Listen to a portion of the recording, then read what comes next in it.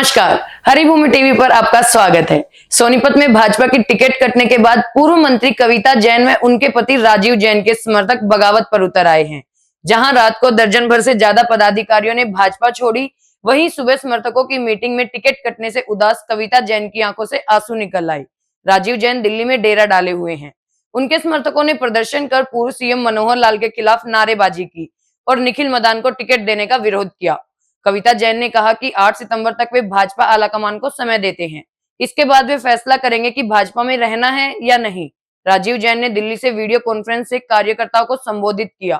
इससे पहले रात को भाजपा जिला उपाध्यक्ष संजीव वलेचा ने अपनी पत्नी, नगर निगम पार्षद और भाजपा महिला प्रदेश सचिव इंदु वलेचा, मंडल अध्यक्ष मुकेश बत्रा और भाजपा पूर्वांचल प्रकोष्ठ प्रदेश संयोजक संजय ठेकेदार सहित अन्य पदाधिकारियों ने पार्टी से इस्तीफा दे दिया।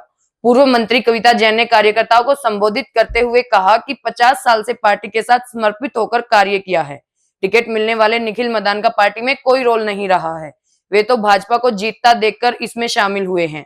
समझ नहीं आता कि पार्टी को इसकी क्या जरूरत थी।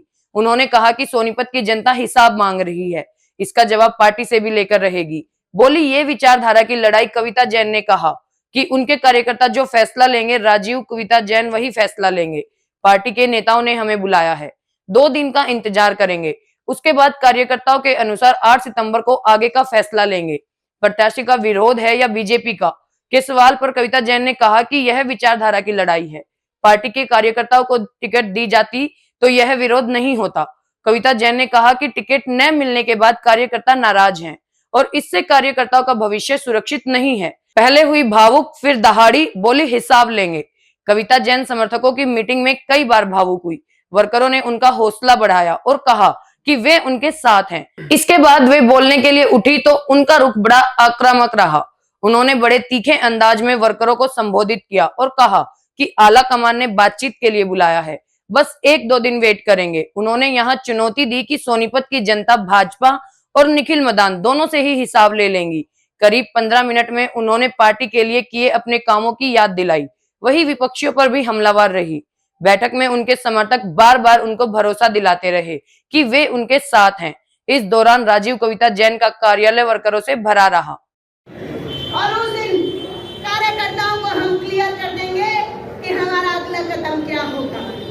और निसंदेह जो मेरे बेटे ने कहा, एक और चीज मैं आपको बताना चाहती हूँ। पिछले 5 साल मेरी बेटी पूरे 15 साल हो गए जिसको हमने हॉस्टल में भेजा हुआ है। इस 5 साल के दौरान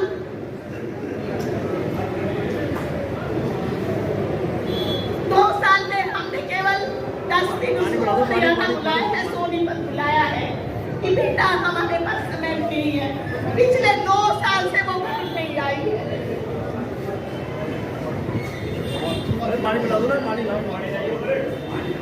अभी इस साल भी जब उसे छुट्टियां मिली तो उसे पूछा मम्मी मुझे कब आना है, तो मैंने उसको यही कहा बेटा चुनाव के बाद, क्योंकि हमारे पास समय नहीं है, दिवाली के बाद आराम से आना, तब हम घूम कर जाएंगे और तेरा जन्मदिन भी इस बार हम घर पर मनाएंगे।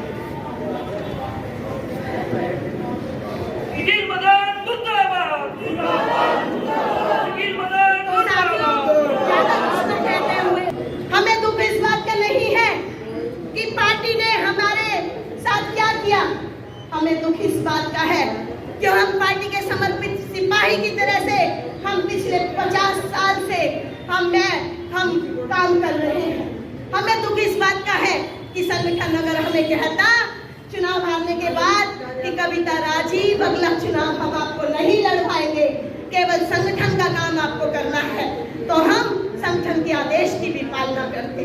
लेकिन पिछले 5 साल लगातार पार्टी ने हर काम हमारे से कराया, हर काम हमारे से कराया।